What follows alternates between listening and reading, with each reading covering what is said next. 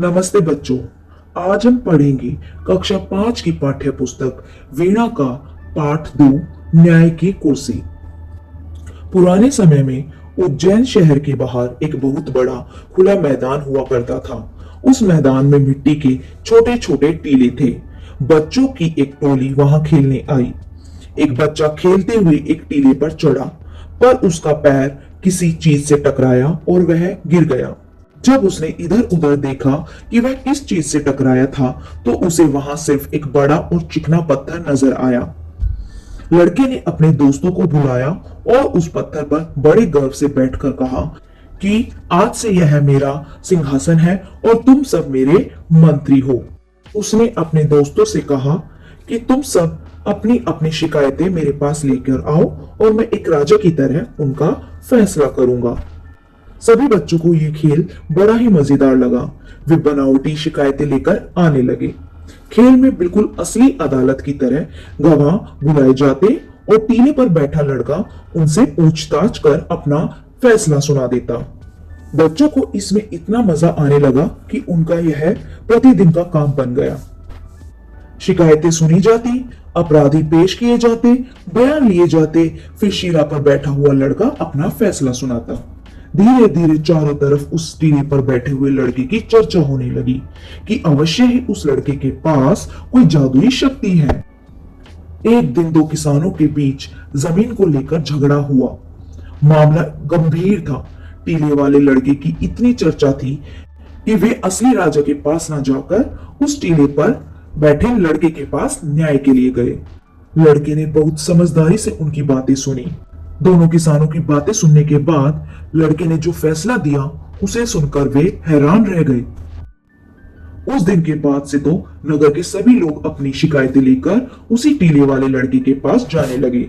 असली राजा के दरबार में कोई नहीं जाता था और नगरवासी भी लड़के के फैसले से खुश थे।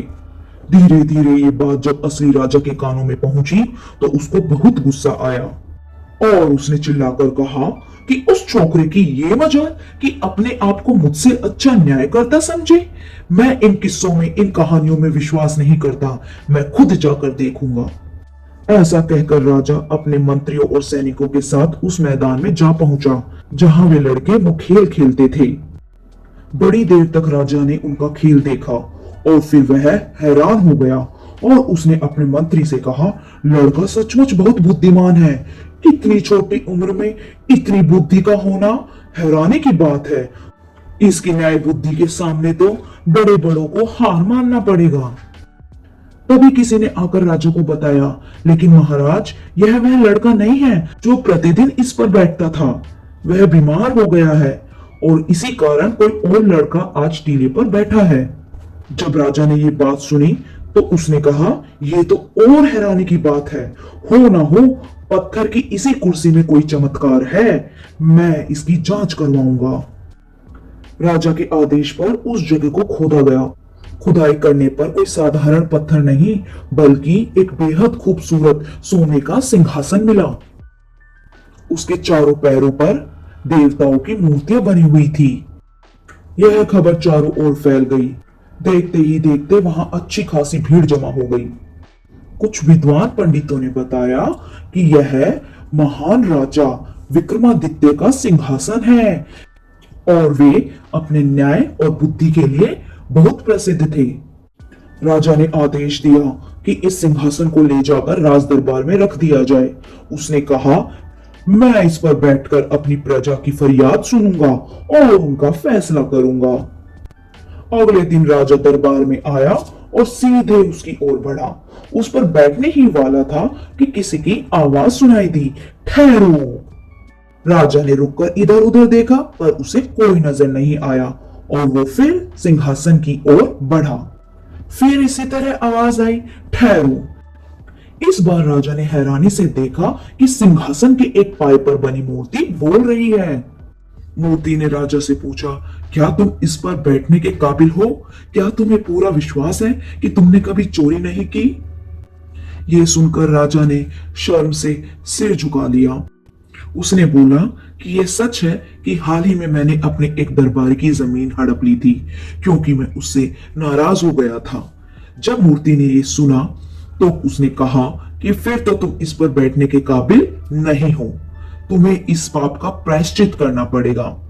राजा ने मूर्ति के कहे अनुसार 3 दिन का उपवास किया और प्रार्थना की।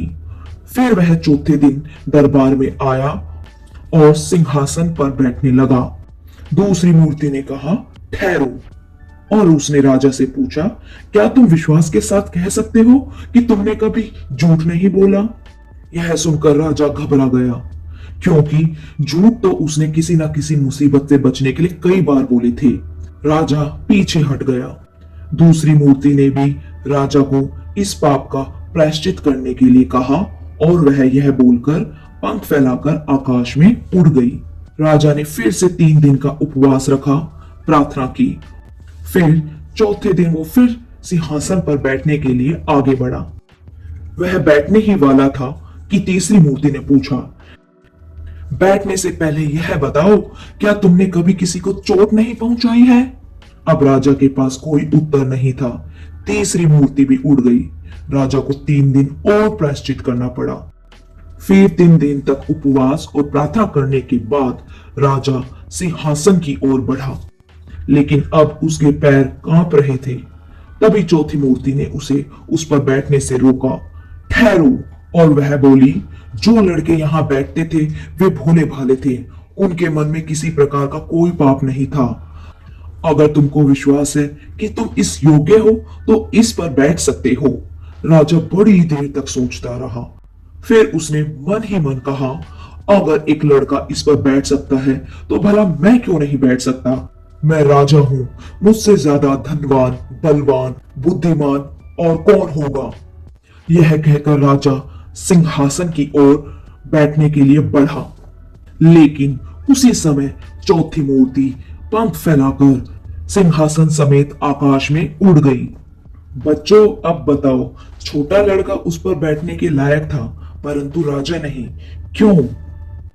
क्योंकि छोटा लड़का भोला भाला और साफ दिल का था। उसने बिना लालच के सच्चा न्याय किया, लेकिन राजा घमंडी और लालची था।